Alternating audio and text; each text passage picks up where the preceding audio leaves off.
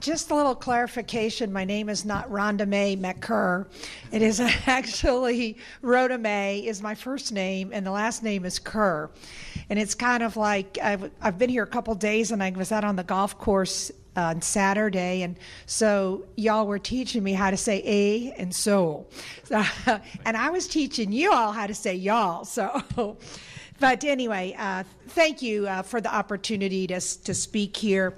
And as I was listening to all the presenters that came before me, and even listening to Chief Simmons, is still the common theme of why are we here doing what we do?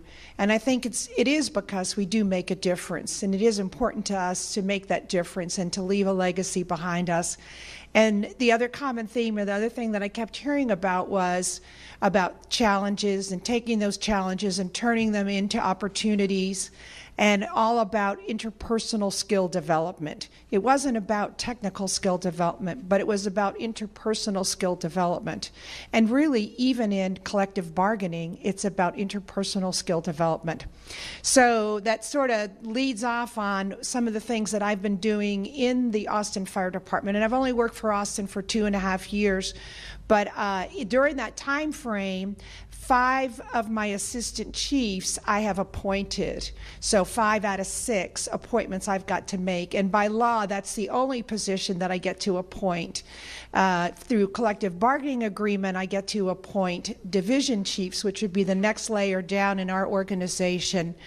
And then everything else is either through collective bargaining agreement or state of Texas law, where they have to take a promotional process. So it's really hard sometimes to determine your team and to have a team ready, or to do succession planning. But I think there are ways to do that.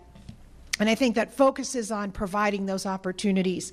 I think that we have to plan accordingly, so that at the very high level of the personnel in your organization, they aren't all going out at the same time. And when you have that right to appoint, I think one of the things that you consider, besides some of their talents and their experience, is also their years of service, so that you don't appoint somebody and then 3 years later, when they've got that 3 years and it maxes them out on their pension, they're gone. Just when they're really getting it, and they really understand what it's like to work at that high administrative level. So if you have that opportunity, I think you should take advantage of it. And again, it has to be done in the right way. You can't discriminate against someone because of their age, and that's not what I'm talking about. I'm talking about years of service, so that you do get to keep them for a longer period of time. In the generations that are coming in behind us,